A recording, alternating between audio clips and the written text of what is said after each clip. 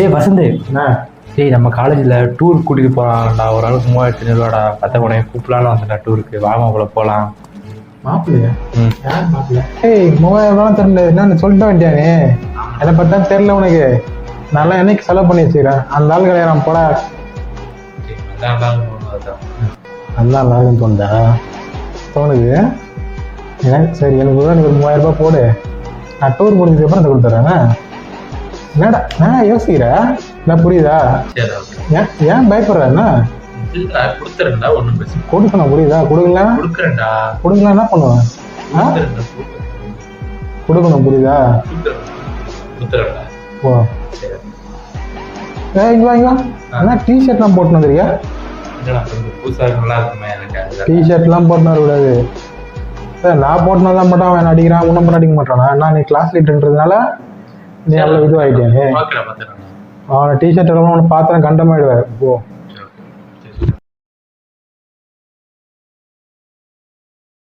Students, இதை note பண்ணிக்கோங்க. இது எக்ஸாமில் வரும். ஓகேங்களா?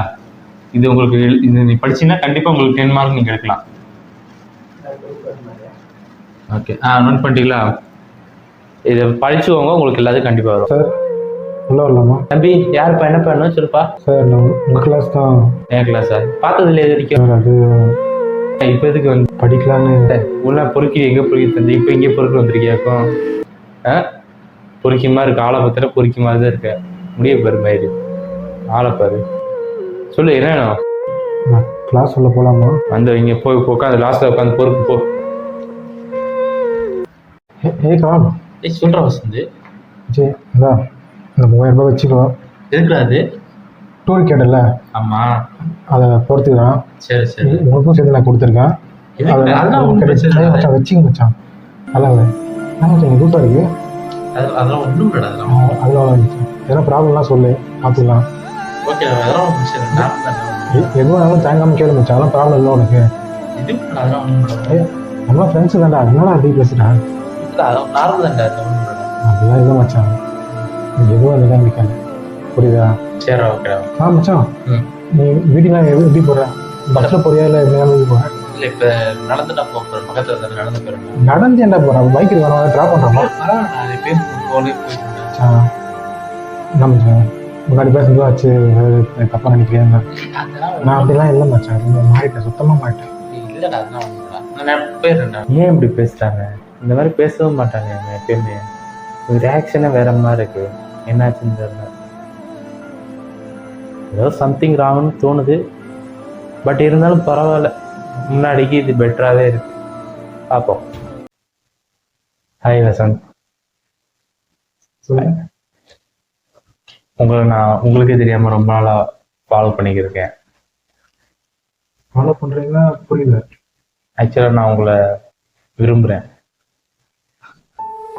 என்ன என்ன எதை பார்த்து லவ் பண்ணுறீங்க? ஆக்சுவலாக நீங்கள் காலேஜில் நடந்துக்கிற விதம், காலேஜில் நீங்கள் கெத்த ஸ்டைலாக நடக்கிறது, பசங்கள்கிட்ட ரொம்ப மாசாக நடந்துக்கிறது, சாரை பார்த்தா ரொம்ப கெத்தாக நடக்கிறது, சாரை கொஞ்சம் எடுத்து பேசுறது, இந்த மாதிரி விஷயங்கள் நிறைய விஷயங்கள் பார்க்கும்போது எனக்கு ரொம்ப பிடிச்சிருந்துச்சு. உங்களோட லைஃப்பு மாசாக இருக்கும்போது உங்கள் லைஃப்பை என் கூட ஷேர் பண்ணும்போது என் லைஃப்பும் மாசாக இருக்குன்னு தோணுது. அதனால தான் நான் உங்களை லவ் பண்ணுறேன். நீங்கள் சொல்லும் போதே சிரிப்பு தாங்க வருது. எல்லாருமே சொல்லுவாங்கல்ல, இந்த மாதிரி கெத்தாக சுற்றிட்டு வந்த பொண்ணுங்க லவ் பண்ணுங்க. நீங்கள் பண்ணுறதுக்கு ஒரு லவ்வே இல்லை. அது ஜஸ்ட் ஒரு அஃபெக்ஷன். ஒருத்தவங்களை பார்த்த உடனே பிடிக்கிறது, அவ்வளோதான். அது நீங்கள் லவ் பண்ண எதிர்க்கு நீங்கள் ஒரு நல்ல பையனை லவ் பண்ணியிருந்தா கூட ஓகே. ஆனால் என்ன லவ் பண்ணுறீங்க பார்த்தீங்களா, அதுதான் தப்பு. நீங்கள் இந்த மாதிரி பேசுவீங்க. நான் எப்படி பேசினாலும் என்ன மாதிரி ஒரு பையனை லவ் பண்ணால் காலம் பூரா கஷ்டம் தான் பண்ணணும். உங்களுக்குன்னு ஒரு லைஃப் இருக்குது, அது பாருங்க. நான் சொல்கிறது இப்போ உங்களுக்கு சிரிப்பாக இருக்கலாம், ஆனால் கொஞ்சம் வருஷம் போனதுக்கப்புறம் தான் தெரியும் நான் சொன்னது கரெக்டு. இப்போ நான் பண்ணும்போது கெத்தாக ஜாலியாக சூப்பராக இருக்கலாம், அது பார்க்குறவங்க நீங்கள் அட்ராக்ஷன் ஆகலாம், தப்பு இல்லை. ஆனால் அது லைஃப்னு வரும்போது அது ரொம்பவே கஷ்டப்படுவீங்க. ஏன்னா இப்போ நானே அதுலேருந்து வெளியே வந்து மாறிட்டேன். லவ்ன்றது ஒரு அழகான விஷயம். அது என்ன மாதிரி பொறுக்கி பசங்கக்கிட்ட கொடுத்து விஷயங்களை கெடுத்துக்காதீங்க. கண்டிப்பாக உங்களுக்கு என்ன ஒரு நல்ல லைஃப் அமையும். ஆனால் தயவு செஞ்சு என்ன மாதிரி ஆளை மட்டும் லவ் பண்ணுறாதீங்க. ஏங்க நீங்க இப்படி உங்களை பத்தி தப்பாவே சொல்லிக்கிறீங்க? தப்பு இல்லை, கொஞ்சம் வருஷம் போனதுக்கப்புறம் அது நீங்களே புரிஞ்சுப்பீங்க. கிளாஸ் ஸ்டார்ட் ஆயிடுச்சு, இன்னும் வர காணாம வசந்தி. ஏன் எப்பயும் கொஞ்ச நேரம் வந்துட்டு டயத்துக்கு வந்துருவானே, என்னாச்சுன்னு தெரியலையே.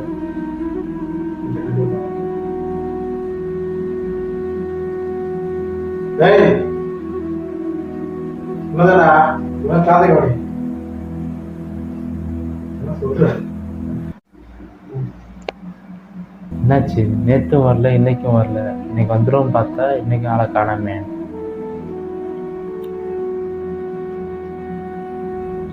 ஏன்டா வசந்தி இப்படி பண்ற? வசந்த், வசந்த்.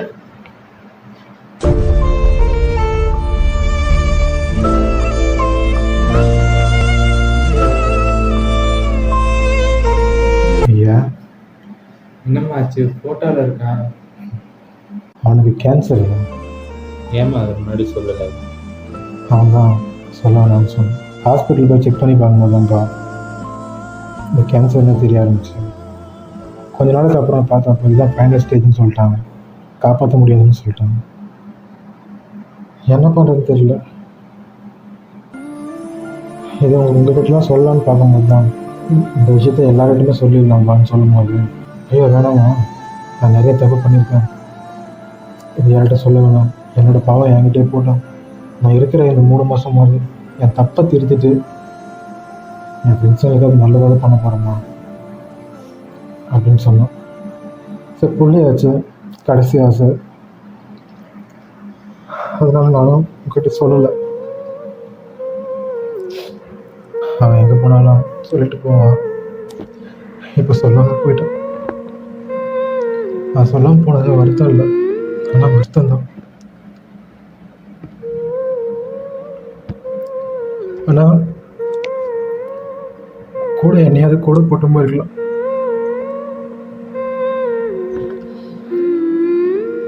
சொல்லாமே போயிட்டான்.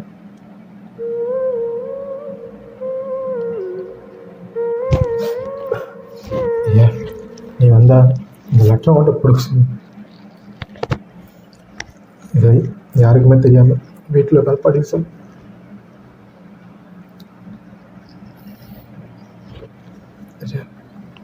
மச்சான், நான் அவங்கள்ட்ட சொல்லாமல் போயிட்டுன்னு கவலைப்படாது. நான் அவங்களுக்கெல்லாம் ரொம்ப துரோகம் பண்ணிட்டேன் மச்சான். எனக்கு உங்க கூட இருக்க தகுதியே இல்லைடா. நான் உங்களை ரொம்ப தொல்லை பண்ணிட்டேன். இருக்கிற அந்த 3 மாதமாவது உங்களுக்கு ஒரு நல்ல நண்பனாக இருந்தேன்னு நினச்சி சந்தோஷப்படுறேன் மச்சான்.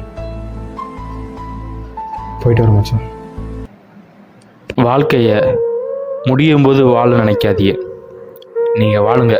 நீங்கள் வாழ்ந்தாலும் சரி வாழட்டாலும் சரி, வாழ்க்கை முடிஞ்சிடும். வாழுங்க.